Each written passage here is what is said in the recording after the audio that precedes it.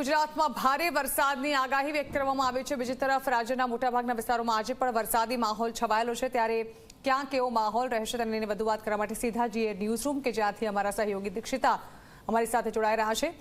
દીક્ષિતા, રાજ્યભરમાં મોટાભાગના વિસ્તારોમાં ભારે વરસાદની આગાહી ફરી એકવાર કરવામાં આવી છે। જાણવા માંગીશું વિંડીના માધ્યમથી કે હવે હવામાન ખાતા અને જે પ્રકારે વાતાવરણ બદલાઈ રહ્યું છે શું સ્થિતિ વર્ણવી રહ્યું છે। બિલકુલ થી ઝરણા, થોડા દિવસનો વિરામ લીધો છે વરસાદે અને હવે ફરી એકવાર વરસાદનો બીજો રાઉન્ડ એટલે કે અનરાધાર વરસાદની શરૂઆત થવા જઈ રહી છે। મોન્સૂન ટ્રફ છે તે સક્રિય થઈ રહ્યું છે।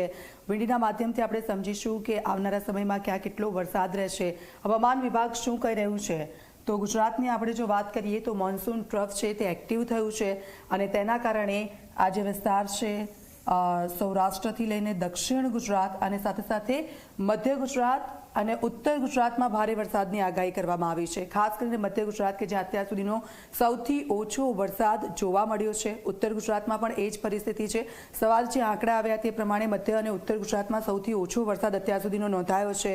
ત્યારે બીજી તરફ આજે સૌરાષ્ટ્ર છે ત્યાં અત્યાર સુધીનો સૌથી વધારે વરસાદ નોંધાયો છે। દક્ષિણ ગુજરાતમાં પણ અત્યાર સુધીનો સૌથી વધારે વરસાદ છે તે નોંધાઈ ચૂક્યો છે અને ઓલ ઓવર જો વાત કરીએ તો અત્યાર સુધી 23% વરસાદ ગુજરાતમાં વરસી ચૂક્યો છે। ત્યારે ફરી એકવાર જે રાઉન્ડ શરૂ થવા જઈ રહ્યો છે અનરાધાર વરસાદનો આ રાઉન્ડ શરૂ થશે। હવામાન વિભાગ કહી રહ્યું છે કે જે વિસ્તારો છે અને ખાસ કરીને મધ્ય ગુજરાતના જે વિસ્તારો છે જેમાં ખાસ કરીને પંચમહાલ, મહીસાગર, છોટાઉદેપુર, દાહોદ છે કે જ્યાં ભારે વરસાદ વરસી શકે છે। યલો એલર્ટ એટલા માટે આપવામાં આવ્યું છે કારણ કે વીજળીના કડાકા ભડાકા સાથે ભારે પવન સાથે વરસાદનું આગમન થશે।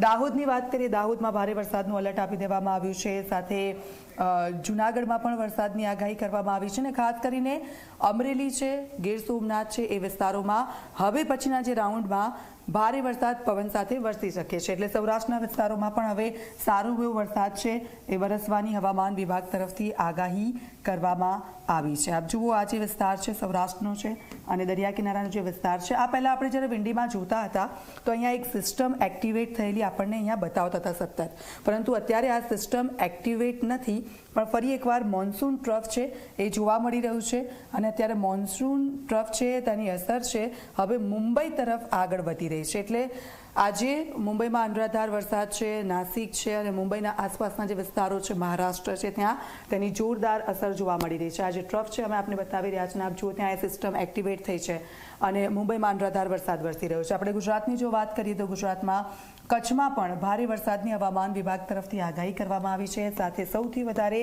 વરસાદ અમરેલીમાં જોવા મળી શકે છે। યલો એલર્ટ આપી દેવામાં આવ્યું છે અને સાથે જ યલો એલર્ટની સાથે જે વિસ્તારો છે કે જ્યાં ભારે વરસાદ રહેશે હવામાન વિભાગ તરફથી આ કહેવામાં આવ્યું છે। દરિયા કિનારાના વિસ્તારો છે, યલો એલર્ટ એટલે ભારે પવન ફૂંકાવાની શક્યતાઓ છે। એટલે આ દરિયા કિનારાના જે વિસ્તારો છે સૌરાષ્ટ્રથી લઈને દક્ષિણનો જે દરિયા કિનારો છે ત્યાં જેને આવરી રહેતા જે વિસ્તારો છે ત્યાં માછીમારોને દરિયો ન ખેડવા માટેનું પણ કહેવામાં આવ્યું છે કારણ કે આ દરમિયાન દરિયામાં ભારે મોજા ઉછળી શકે છે, સાથે સાથે દરિયામાં કરંટ પણ જોવા મળી શકે છે।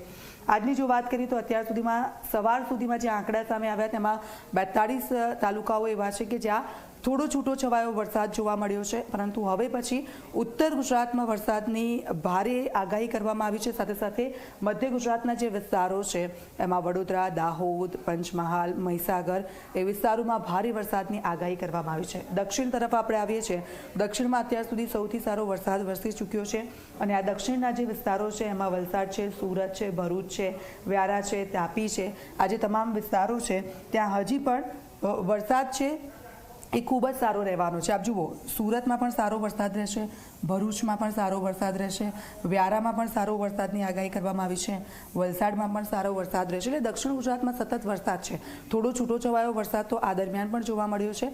આવનારા સમયમાં પણ વરસાદનું જોર દક્ષિણ ગુજરાત અને સૌરાષ્ટ્રમાં વધારે રહેવાનું છે। એટલે આ 6 દિવસનો જે બફારો છે, ઉકળાટ છે અને ત્યારબાદ વધુ એક રાઉન્ડ છે વરસાદનો એ શરૂ થવા જઈ રહ્યો છે કારણ કે મોન્સૂન ટ્રફ છે તે એક્ટિવ થઈ ગયું છે। ઝરણા જી બિલકુલ દીક્ષિતા, એટલે કે હવે આવનારા દિવસ ફરી એકવાર ભારે વરસાદની આગાહી શક્યતાઓ અને જે પ્રકારે દક્ષિણ ગુજરાતમાં વાતાવરણ છવાયું છે તે પ્રમાણે પૂરેપૂરી શક્યતાઓ છે કે ભારે વરસાદ થઈ શકે છે। આભાર।